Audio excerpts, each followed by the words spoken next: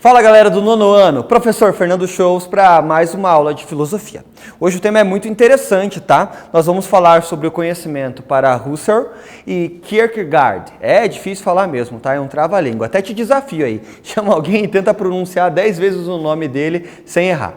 Na aula de hoje, nós vamos falar sobre os seguintes assuntos: o início da fenomenologia, o conhecimento para Edmund Husserl, relações entre o pensamento de Husserl e Descartes. Ok? Bom, vem aqui comigo. Como eu te falei, são dois filósofos aqui sobre esse tema central. Por isso a gente precisa dividir a aula em duas partes. Essa é a parte 1, onde nós vamos tratar ali sobre o início da fenomenologia, que é uma das áreas aí de conhecimento da filosofia. Então, eu preciso muito da sua atenção, vem comigo aqui nessa aula e presta atenção. Olha, eu preciso que você pegue o caderno lá para anotar, porque é muito conceitual essa aula. Então, não tem como fugir desses conceitos, você precisa anotá-los aí. Tranquilo? Então, olha só, o problema da certeza e o início da fenomenologia. Professor, o que é fenomenologia? Calma. Vou te ajudar um sistema bem simples para você entender quando nós temos palavras diferentes. Fenômeno, o que lembra essa palavra? Ô professor, a palavra já diz, fenômenos, isso. E logia é estudo. Então, fenomenologia é o estudo dos fenômenos. Ah, professor, é bem isso. Então, a gente vai ver como que esse conhecimento científico, essa fenomenologia, vai auxiliar e vai ajudar, com que os filósofos encontrem a verdade. A gente vê que a verdade é um dos conceitos aí mais buscados em toda a filosofia. Desde lá da Grécia Antiga até agora onde nós estamos, a ideia principal é encontrar a verdade. Bom, para você entender um pouquinho mais, acompanhe na sua tela o texto que eu vou ler para você. Problema da certeza e o início da fenomenologia. Você lembra quando os primeiros filósofos tentavam encontrar respostas às perguntas: o que é o mundo? O que é o homem? De onde surgem as coisas?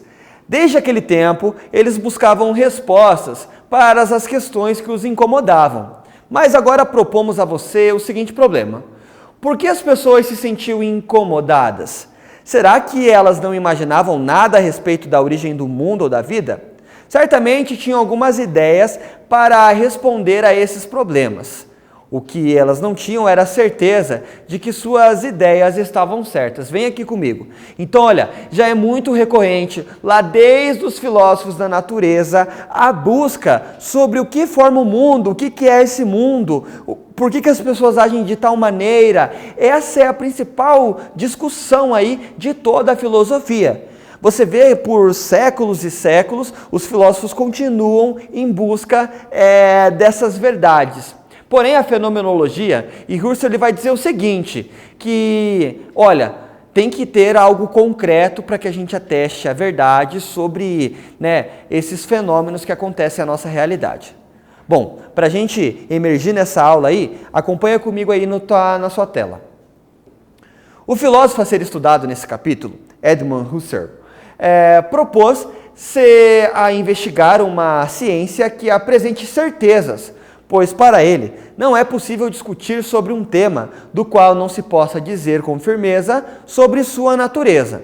Por exemplo, como se pode falar sobre felicidade e amor se não houver certeza do significado desses dois elementos? Husserl estudou matemática e astronomia, mas dedicou-se à filosofia. Foi professor de outro importante filósofo, Martin Heidegger, da Universidade de Freiburg, na Alemanha. Será que os problemas como o que é justiça poderiam ser resolvidos com a mesma certeza que se resolve um problema matemático? Olha aqui para mim então. Será que a gente pode justificar ou explicar concisamente, de forma com total certeza, o que é justiça sem variações? Por exemplo, a gente sabe que o senso de justiça ele pode variar de cultura para cultura. Algo que é justiça para uma cultura pode não ser para outra. Mas o que o nosso filósofo vai buscar é um momento certeiro, uma explicação tão certa quanto 2 mais 2 é 4, de que a justiça tenha uma definição. É nisso que entra a fenomenologia. Ela não estuda só fenômenos físicos ou fenômenos científicos, né? Ela se baseia também nesses fenômenos da produção cultural dos seres humanos, vamos chamar assim. Bom, para você compreender mais, acompanhe aí na sua tela que eu vou continuar falando sobre ele. Russell desejou colocar todas as ciências numa base segura, e essa base era a matemática e sua precisão. Para ele, tanto a física e a química, quanto a ética e a política poderiam ensinar com precisão as suas teses. Então, olha só, a principal ideia da filosofia dele é encontrar certeza aí para essas explicações de coisas que na filosofia ocorrem de maneira variável. Para ele era necessário encontrar uma resposta certeira para esses conceitos aí. Ok? Bom, agora acompanha comigo aí de novo que tem bastante coisa para você anotar. Se retomarmos o pensamento aristotélico, veremos que a base da ciência é a experiência. A partir da experiência sensível, pode-se verificar a validade ou a nulidade de uma tese. Assim também pensavam os filósofos empiristas, como Francis Bacon, John Locke, em 1632 até 1704. Foi a partir dessa ideia que Locke desenvolveu a sua teoria da tábula rasa. Vem aqui, ó. Você não lembra que é a teoria da tábula rasa? Eu vou te explicar. Para Locke, as pessoas nascem como um papel em branco, tá? E conforme elas vão experimentando e conhecendo as coisas, esse papel vai se preenchendo. Então, para ele, a experiência é totalmente necessária para que se encontre a verdade. Porém, você sabe que existem filósofos que discordam disso, como o Descartes, que eu vou falar mais lá para frente. Ele falava que a experiência não me atesta verdades irrefutáveis. Porque, por exemplo, se eu tomo, por exemplo, um suco de limão e para mim não está tão azedo e você toma para você está tão azedo, quer dizer que as nossas sensações, as nossas experiências sobre o mesmo objeto podem variar. Então, é nesse problema que o Russell ele vai buscar a sua filosofia, em encontrar um método que faz com que as verdades não sejam variáveis, ou seja, que a ciência traga um conhecimento seguro. E é isso que a fenomenologia vai se preocupar. Bom, tranquilo? Então, olha só, acompanha aqui comigo. Deixa eu mostrar aqui para você. Último parágrafo ali, acompanha na sua tela. O método criado por Russell é chamado de fenomenologia. A fenomenologia é uma investigação filosófica sobre os fenômenos da experiência. É olhar para a experiência com atitude científica, deixando de lado nossas suposições. Com esse olhar cuidadoso e paciente, pode-se criar uma base segura para o conhecimento, para ajudar a lidar com problemas filosóficos que nos acompanham desde o início da filosofia. Ou seja, ele continua validando a experiência, porém ela tem que passar por critérios científicos para que se conheça a verdade. Ok? Tá gravado isso daí? Então olha só, coloca lá no seu caderno assim, fenomenologia, estudo dos fenômenos. A preocupação do nosso filósofo dessa aula aqui é de encontrar uma verdade, concisa, firme, para coisas que são variáveis, como, por exemplo, ética, conhecimentos como justiça, felicidade. Então, ele fala que para essas coisas nós devemos ter respostas, assim como nós temos para matemática. 2 mais 2 é 4. Tranquilo? Então tá. Acompanha aqui comigo então. Olha só. Vou colocar aí na sua tela um diagrama para a gente entender como que ele chega na verdade. A ciência quer encontrar a certeza das coisas do mundo. Sendo empírica, a ciência depende da experiência. Essa, por sua vez, depende de suposições.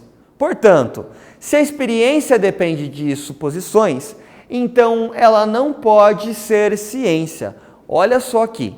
Então, viu que ele está colocando também em tese, ele está questionando a questão da experiência, porque ela também é maleável. Então, como que a filosofia agora, como que a ciência vai encontrar verdades para as coisas estudadas, para os seus objetos de estudo? Acompanha aqui então que eu vou te mostrar.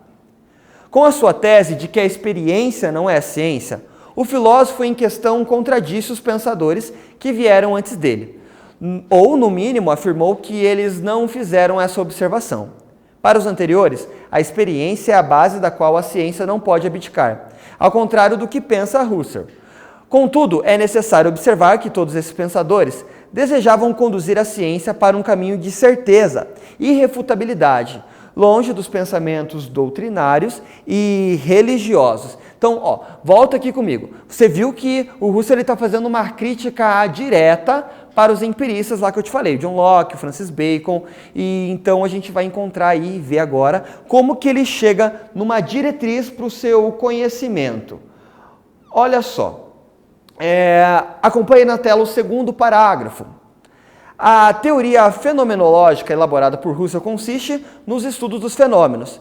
E não vamos entender por fenômenos as coisas físicas, que estão exteriores à pessoa. Mas, ao contrário disso, vamos compreender como ideias que se apresentam à mente. São representações mentais. Para Russell, as coisas físicas, reais, que ocupam um lugar no espaço, deveriam ser estudadas por outras áreas do conhecimento, como física e química. A intenção desse filósofo era estudar os fenômenos mentais ou da consciência.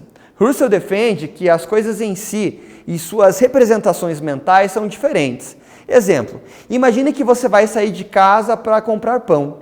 Quando chegar à panificadora, os pães que estão na vitrine não correspondem precisamente à representação mental que você fez deles.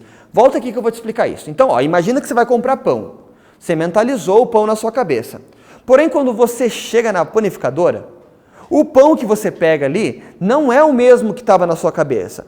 E isso, para Husserl, também é um fenômeno e que também deve ser estudado pela filosofia. Essas contradições que nós temos para atestar a verdade. Ok? Tranquilo então? Bom, para a gente chegar aqui, caminhar aqui no final da aula, eu vou te falar agora sobre a diferença entre Husserl e Descartes. Então acompanha que é o primeiro parágrafo que eu vou colocar na sua tela. A respeito das diferenças existentes entre Descartes e Husserl, podemos citar, entre outras, Descartes foi um racionalista que tentou empregar a filosofia um método seguro, chamado cogito cartesiano. Segundo esse método, é necessário duvidar de todas as certezas existentes antes de tomar por verdade uma informação. Como matemático, ele desejou dar objetividade à filosofia e partiu da ideia de que a razão pode encontrar a verdade sobre as coisas do mundo, seguindo o método. Husserl, por sua vez, partiu da ideia de que a experiência em si mesma não é uma ciência e deve ser questionada e observada atentamente. Ok? Então a ideia da experiência que era tão valorizada por os empiristas não serve para o filósofo que nós estamos estudando aqui. Eu espero que você tenha gostado, né, e que você leia o nosso livro aí para que você compreenda um pouquinho mais sobre ele. Existem vários detalhes que você precisa anotar sobre o filósofo dessa aula aqui. Bom, para você fixar esses conhecimentos aí na sua cabeça, eu vou te passar algumas atividades. Você pode realizar as atividades da página 408, ok? Bom, eu agradeço a sua atenção, espero que você tenha gostado dessa aula. Eu sou o professor Fernando Scholz, até a próxima.